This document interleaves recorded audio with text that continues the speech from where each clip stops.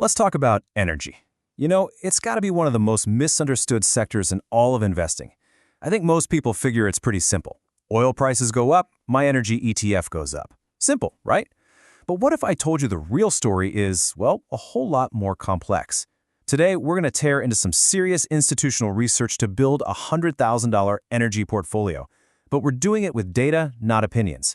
And I promise the results are probably going to change how you look at this sector for good. Okay, so here's the big idea, the core thesis of this whole thing.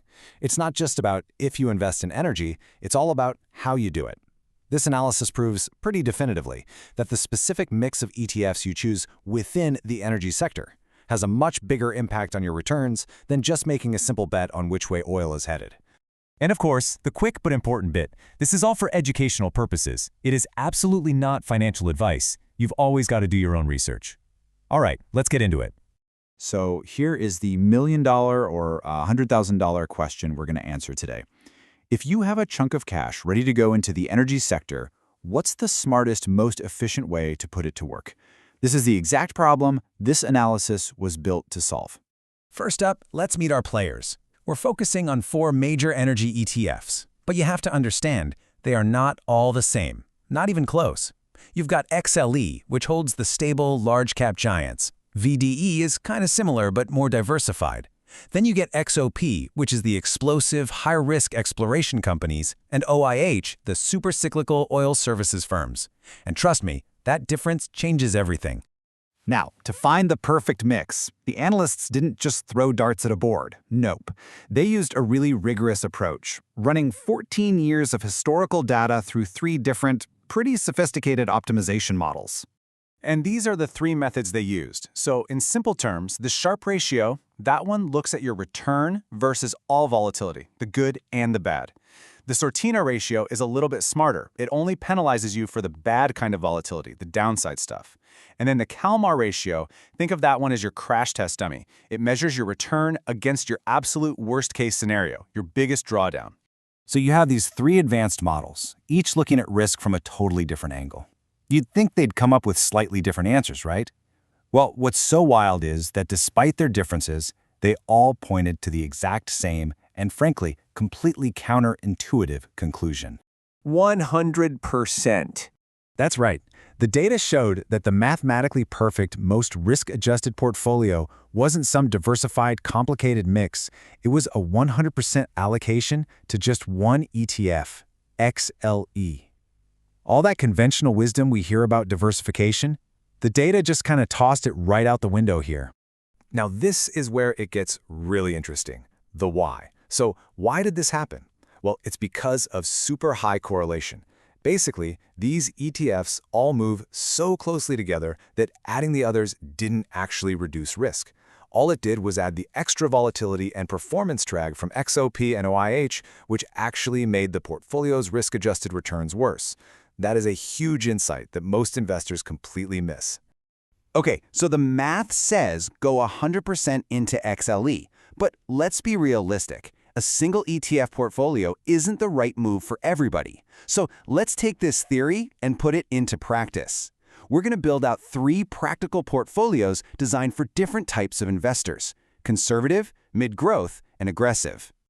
All right, first up, the conservative portfolio. This is the closest we can get to that mathematical ideal while still having a little bit of diversification. It's 70% in our star player XLE and 30% in the broadly diversified VDE. This one is all about trying to stay stable and protect your capital. And well, the results really do speak for themselves. Over a 14-year period, this portfolio turned our initial $100,000 into almost $197,000. It had the best overall risk-adjusted performance of all 3, which just goes to show that a steady, defensive game plan can really pay off in a crazy sector like energy. Next, we have the mid-growth portfolio. For this one, we dial back that stable core a bit, and we strategically sprinkle in a 15% slice of that explosive XOP and a 5% piece of the cyclical OIH. The goal here is pretty simple. Try to capture more of the upside when oil markets are really running hot. But as you can see, that extra potential, it comes at a cost. The final value is lower, around $160,000. And look at that maximum drawdown. It's way worse, at negative 54%. So yeah, you get more juice on the way up, but you feel a whole lot more pain on the way down. And finally, we have the aggressive portfolio. Now, this is not a balanced strategy. This is a pure, concentrated bet that we're headed for an oil price supercycle. We've slashed our stable ETFs down, and we've put a massive 50% into that high-octane XOP. This is a go big or go home approach. And wow, the historical result is just staggering. A compound annual growth rate of just 0.5%. Over 14 years, our $100,000 grew to just $108,000.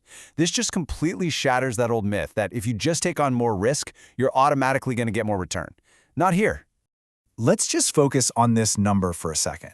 A maximum drawdown of over 67%. Can you even imagine looking at your account and seeing that 2/3 of your capital has just vanished? That's the reality of what chasing those aggressive returns in energy can look like. Let's make that number even more real.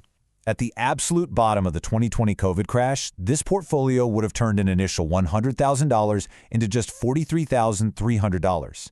I mean, surviving that kind of hit, both emotionally and financially, is incredibly hard. And this brings us to what I think is the single most important lesson from this entire analysis. It's something called the compounding asymmetry principle. Look, put simply, it just means that big losses destroy your ability to compound your wealth. When you lose a huge chunk of your capital, even massive percentage gains during the recovery often aren't enough to get you back to where you could have been. The takeaway? You gotta lose less so you can earn more. And just look at this comparison. It's night and day. The conservative portfolio, yeah, it fell, but only to $74,000. And because it preserved that bigger base of capital, it was able to compound all the way back up to nearly $200,000.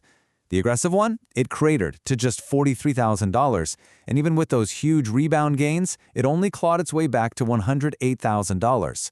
That starting point after the crash, it makes all the difference in the world. But wait, just when you think you've got it all figured out, the data throws us a curveball. When we look forward using simulations, the story completely flips. The aggressive portfolio, the worst one historically, actually has the highest potential future return, projecting a median value of almost $300,000. So what gives? Well, that huge potential outcome is almost entirely dependent on a massive oil supercycle happening, where XOP would just absolutely explode higher. So what this does is it boils the entire decision down to one simple question you have to ask yourself. And that question is, do I really believe in an oil supercycle over the next 10 years? If your answer is no, then the historical data is pretty clear. The conservative portfolio is probably for you. If your answer is maybe, then mid-growth gives you a balanced choice. But if it's a firm, confident yes, well then you accept that massive risk for the potential reward and you go with the aggressive portfolio. And that really brings us to our final, most important takeaway. The best portfolio isn't always the one that shoots for the moon with the highest possible return. No, it's the one that lets you survive the journey. It's the one you can stick with. Because in a sector as brutal and as cyclical as energy, surviving the downturns, that isn't just part of the strategy. In energy, survival is performance.